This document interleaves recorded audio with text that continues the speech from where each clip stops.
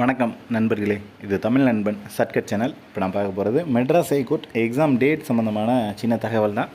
So இப்போ பார்த்தீங்க அப்படின்னா உங்களுக்கு இதற்கு முன்னாடி நடந்த தேர்வு, அதாவது எக்ஸாமினர் ரீடர் 2022ஆம் வருடம் தேர்வு நடைபெற்றுச்சு. அதில் நோட்டிஃபிகேஷன் டேட் எப்போ கொடுத்துருக்காங்க, எக்ஸாம் டேட் எவ்வளோ நாளுக்கு அப்புறம் கொடுத்துருக்காங்க அப்படின்ற தகவலை பார்த்துருவோம். சேம் அதே ரிலேட்டடாக தான் இந்த வருஷமும் நமக்கு எக்ஸாம் டேட் அப்படின்றது இருக்கும். ஸோ நோட்டிஃபிகேஷன் டேட் அப்படின்றது பார்த்திங்க அப்படின்னா 24/7 அப்போ கொடுத்துருக்காங்க. இப்போ 24/7 கொடுத்துருக்காங்க நோட்டிஃபிகேஷன் அப்படின்னா இதுக்கு டைம் 1 மந்த் டூரேஷன் கொடுப்பாங்க. 23/8 இந்த தேதி வரையும் நீங்கள் அப்ளை பண்ணிக்கலாம் அப்படின்ற மாதிரி இருக்கும். ஸோ 24/7லேருந்து 23/8 வரையும் அப்ளை பண்ணலாம். அப்போ தேர்வு நடைபெற நாள் அப்படின்னு பார்த்தீங்கன்னா 16/10. ஸோ இந்த நாளில் தேர்வு நடைபெற்றிருக்கு. ஸோ இது 2022 நடந்த ஒரு தேர்வு.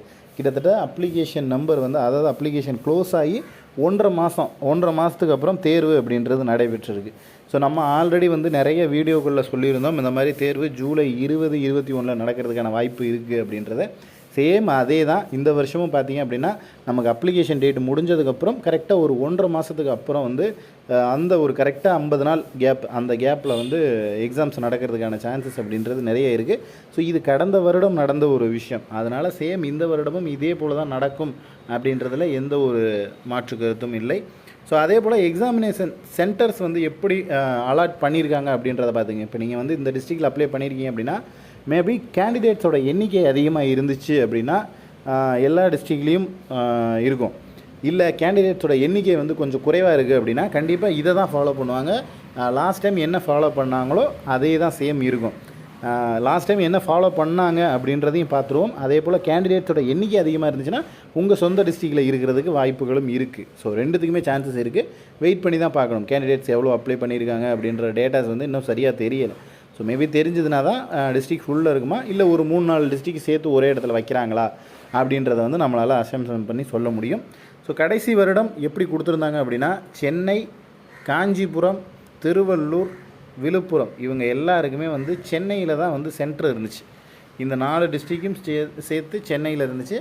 அடுத்து கடலூர், நாகப்பட்டினம் 2 டிஸ்ட்ரிக்கும் கடலூரில் சென்டர் போட்டிருந்தாங்க. அடுத்து பார்த்திங்கன்னா வேலூர், திருவண்ணாமலை, கிருஷ்ணகிரி இவங்க 3 டிஸ்ட்ரிக்கும் சேர்த்து வேலூரில் தான் தேர்வு அப்படின்றது இருந்துச்சு. அதுக்கடுத்து பார்த்திங்க அப்படின்னா சேலம், நாமக்கல், தருமபுரி இந்த 3 டிஸ்ட்ரிக்கும் சேலத்தில் சென்டர் அப்படின்றது இருந்துச்சு. அடுத்து கோயம்புத்தூர், நீலகிரி, திருப்பூர், ஈரோடு இவங்களுக்கு எல்லாருக்கும் கோயம்புத்தூரில் தேர்வு அப்படின்றது இருந்துச்சு. அடுத்து கரூர், பெரம்பலூர், திருச்சிராப்பள்ளி, திருவாரூர் இவங்களுக்கு எல்லாத்துக்குமே திருச்சியில் சென்டர்ஸ் அப்படின்றது இருந்துச்சு. புதுக்கோட்டை அண்ட் தஞ்சாவூர் இவங்க 2 பேருக்கும் புதுக்கோட்டை டிஸ்ட்ரிக்டில் போட்டிருந்தாங்க.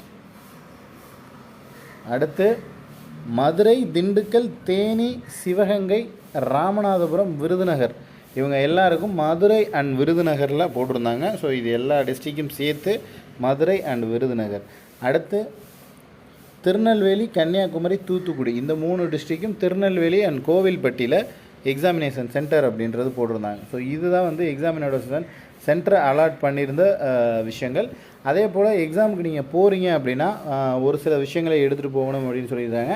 விண்ணப்பதாரர் அதாவது ஒன்றுக்கு மேற்பட்ட மாவட்டத்திற்கு விண்ணப்பித்திருந்தால் ஆதார் எண்ணை கொண்டு ஒரே மாவட்டத்தில் மட்டும்தான் தேர்வு எழுதணும். அதாவது நீங்கள் 2 அப்ளிகேஷன் போட்டிருக்கீங்க, அதில் ஒரு ஆதார் நம்பரில் மட்டும் ஒரு இடத்துல எக்ஸாம் எழுதிட்டீங்க அப்படின்னா இந்த இடத்துல நீங்கள் அப்ளை பண்ணது செல்லாததாகிடும். ஸோ 2 இடத்துல அப்ளை பண்ணுறீங்க, ஒரு இடத்துல எக்ஸாம் எழுதிட்டீங்க, இந்த இடத்துல எழுதலை அப்படின்னா இது ஆட்டோமேட்டிக்காக உங்களுக்கு செல்லாத ஒரு அப்ளிகேஷனாக ஆகிடும். ஸோ அதை தான் அவங்க சொல்லியிருக்காங்க. ஒரு பதிவு எண்ணை மட்டும்தான் வச்சு இது பண்ணணும் அப்படின்ற மாதிரி சொல்லியிருக்காங்க. ஸோ பேசிக்கான இன்ஸ்ட்ரக்ஷன்ஸ் அப்படின்றத அடுத்தடுத்த வீடியோக்குள்ளே பார்க்கலாம்.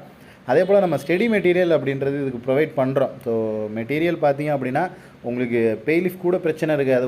எக்ஸாமினர் ரீடர் பெய்லிஃப் எந்த பிரச்சனையும் இல்லை. அது 6 to 10 சிலபஸ் படிக்கணும். ஸோ அதுக்கும் மெட்டீரியல் நம்ம ப்ரொவைட் பண்ணுறோம். பட் ஓஏ, மசால்ச்சி வாட்ச்மேன், நைட் வாட்ச்மேன் இந்த மாதிரியான போஸ்டிங் நீங்கள் போட்டிருக்கீங்க அப்படின்னா கம்பல்சரி நம்ம கொடுக்குற மெட்டீரியல்ஸ் அப்படின்றத யூஸ் பண்ணணும். ஏன்னா அலுவலக உதவியாளர் பணிகள், அலுவலக பொருட்களை பராமரித்தல், தோட்டக்கலை உபகரணங்களை கையாளுதல் மற்றும் பராமரித்தல், நீர் பராமரிப்பு, உணவு தயாரிப்பு மற்றும் பரிமாறுதல் இதுதான் சிலபஸாகவே கொடுத்துருக்காங்க. ஸோ நீர் மேலாண்மை இதெல்லாம் தான் சிலபஸ். ஸோ அப்படி இருக்கும்போது கண்டிப்பாக நம்ம கொடுக்கக்கூடிய சிலபஸை மட்டும் படித்தாலே போதுமான ஒன்று. ஸோ ஃபுல் அண்ட் ஃபுல் இது தான் ஃபோக்கஸ் பண்ணி பேஸ் பண்ணி நம்ம மெட்டீரியல் அப்படின்றத ப்ரொவைட் பண்ணுறோம். ஸோ நம்ம இங்கே வாங்கக்கூடிய மெட்டீரியல் அப்படிங்கிறது உங்களுக்கு இன்டர்வியூ லெவல்லையும் யூஸ் ஆகும். ஸோ எப்படி பே பண்ணணும், எப்படி மெட்டீரியல்ஸ் வாங்கணும் அப்படின்னா இந்த டிஸ்பிளேயில் தெரிகிற காண்டாக்ட் நம்பருக்கு நீங்கள் 500 பே பண்ணணும். 500 பே பண்ணிவிட்டு ஜிபே அல்லது ஃபோன்பே பண்ணிவிட்டு வாட்ஸ்அப்பில் மெசேஜ் இந்த மாதிரி பெய்டு என்ன போஸ்டிங்க்கு நீங்கள் அப்ளை பண்ணியிருக்கீங்க அப்படின்றத மென்ஷன் பண்ணிங்க அப்படின்னா மெட்டீரியல் உங்களுக்கு பிடிஎஃப் வடிவில் கொடுத்துருவோம். ஸோ மேபி உங்களுக்கு எனக்கு எக்ஸாமினர், ரீடர், பெய்லிஃப்க்கும் வேணும், ஓஏக்கும் வேணும், ஓஏ மசால்ச்சி வாட்ச்மேனுக்கு வேணும் அப்படின்னா எல்லாத்துக்குமே சேர்த்து அப்படின்னா 700 ருபீஸ்க்கு நம்ம எல்லாமே சேர்த்து கொடுக்குறோம். எனி ஒன் அப்படின்னா 500 ருபீஸ்க்கு கொடுக்குறோம். டிஸ்பிளேயில் தெரியிற காண்டாக்ட் நம்பரை தான் பே பண்ணணும். வேறு ஏதாவது டவுட்ஸ் இருந்துச்சுனாலும் அந்த காண்டாக்ட் நம்பருக்கு கால் பண்ணிவிட்டு கேளுங்க. உங்களுக்கு வீடியோ சம்மந்தமாக வேறு ஏதேனும் சந்தேகங்களோ இல்லை வேறு ஏதாவது டவுட்ஸ் கேட்கணும் அப்படின்னாலும் கீழே கமெண்ட் செக்ஷனில் கமெண்ட் பண்ணுங்கள். நெக்ஸ்ட் எடுத்த வீடியோவில் பார்க்கலாம். தேங்க்யூ.